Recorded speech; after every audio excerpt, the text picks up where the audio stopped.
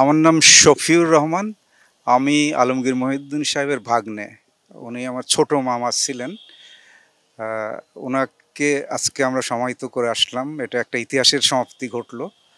উনি একটা অত্যন্ত জ্ঞানী এবং আমাদের একটা আশ্রয় ছিলেন উনি।